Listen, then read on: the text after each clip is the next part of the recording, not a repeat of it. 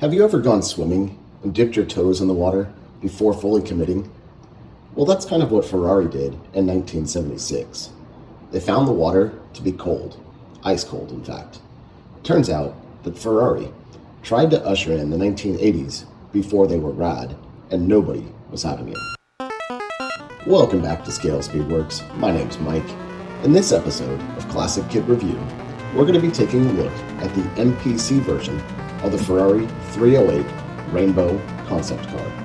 I'll cover a brief history of the car, then we'll dive into the kit itself. Thanks for stopping by today, and I hope you enjoy this episode of Classic Kit Review. Let's get started. The Ferrari 308 GTB was introduced at the Paris Motor Show in 1975. But the very next year, a 308 of a different sort appeared at the Turin Motor Show. Bertone, Pininfarina's arch-rival, had been at the forefront of wedge design and created several pioneering concepts. The Ferrari 308 Rainbow featured bodywork that was a mix of flat surfaces and practically devoid of any soft edges. Even the wheel arches were angular in profile. The Rainbow's most notable feature, however, was its retractable Targa-style roof. This innovative fixture was hinged at the trailing edge and, once raised into a vertical position, slid down behind the seats. The nose featured pop-up headlights. At the back, the tail fascia was incorporated into the boxed light clusters, connected by a slim, full-width reflective strip. The wraparound rear bumper mimicked the slatted effect used at the front and was mounted above a deep body-colored apron.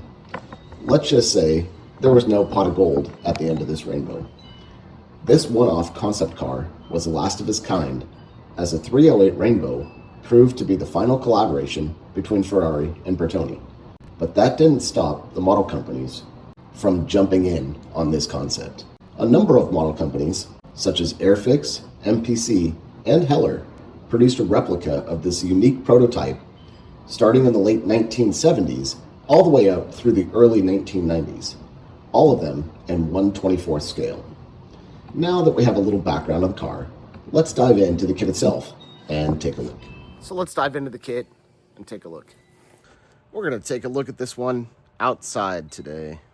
Obviously, this is used and well used. A little tape down here. We got some handwriting up there. I don't even know what that is. I saw this on Facebook. The seller was asking an extraordinary amount of money. And so I turned to my favorite online auction site and picked this up for about half of what that seller on Facebook was asking. And although this is used, or at least the box is used, the kit itself, pristine condition. Now, some might say this is only a face a mother could love, and I'm sure you'd have a lot of people that wouldn't disagree with you.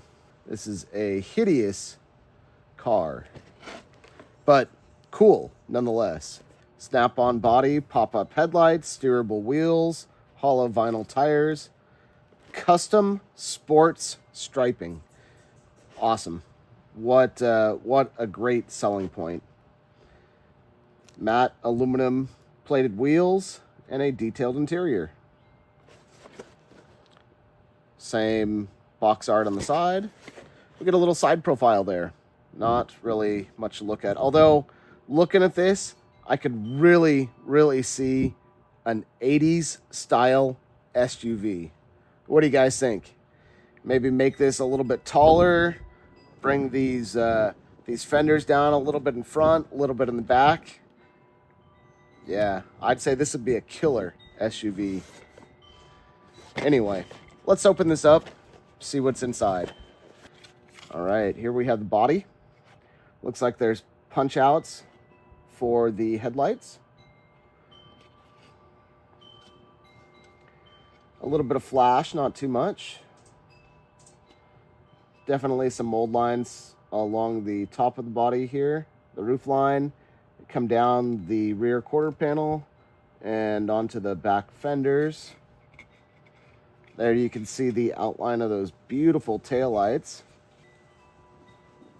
I'd say the scribing in the door is plenty deep. Plenty deep. Not too bad.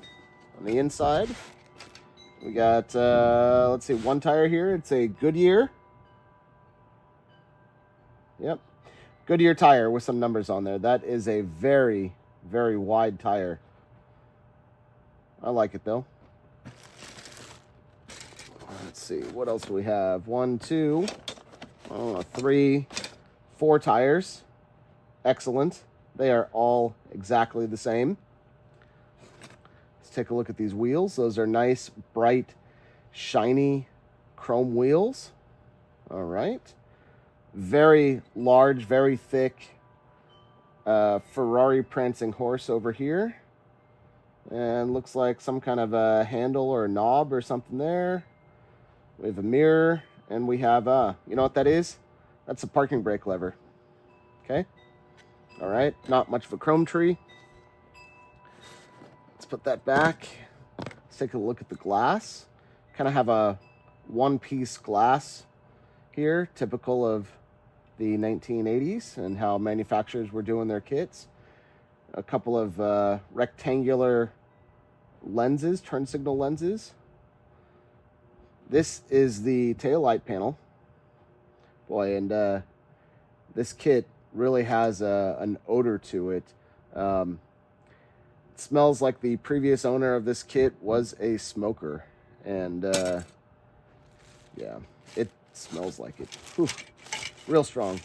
This bag is sealed. Hey, that's pretty cool. Let's open it up. Let's open it up over here. Take a look. Nice, soft, 80s plastic bag. Let's see what we have inside. There's our interior with the seats molded in. And looks like a little bit of interior detail right there. Not much. Let's come up here. Don't know what those are, but looks like maybe some kind of suspension pieces. And I have no idea what that is. Looks like, I don't know. Looks like it could be something. Obviously, it's something. Steering wheel. Steering wheel actually looks pretty nice. The headrests. Don't know if they're supposed to have that little indentation there in the middle. I'm guessing probably not. Steering column. Not very exciting.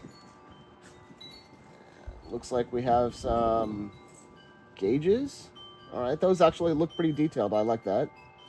Some air vents down here and a radio. All right. And there's the top of the dashboard. Interesting. Got the pedals over here. That's nice. Windshield wipers, separate windshield wipers. All right. Let's take a look over here. We have the bumpers, I'm guessing.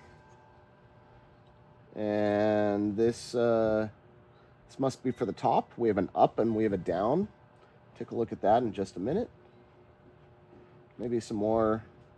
Oh, you know what these are? I bet these are the headlight buckets. All right, those are pretty cool. The suspension. Radiator. Speaking of the suspension, it's hard to see from this angle, but man, over here, you can see this thing sits pretty darn high. So I think that's going to have to be corrected. Let's take a look at the chassis. And there is not much there. Looks like we have a built-in muffler and muffler, exhaust, something there. All right, that's that. Let's take a look at those decals. Decals actually look pretty nice. 308 GT rainbow. Our stripes for the front and for the back. Can't say that I'll be using those anytime soon. And let's take a look at the instructions. A trifold instruction manual. Pretty simple. Wheels and tires. Do not cement them onto the front suspension. All right. It's pretty cool that we get a clear panel for the taillight lenses. I actually really do like that. The dashboard, again, a couple of pieces there, 2 separate pieces for the upper and the lower. Here's a headlight unit, pretty cool, that will pop up if you want.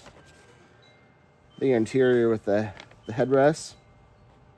I'm going to have to look at some actual photos of the car to see if there is supposed to be that divot, that indent in the headrest. I'm guessing probably not.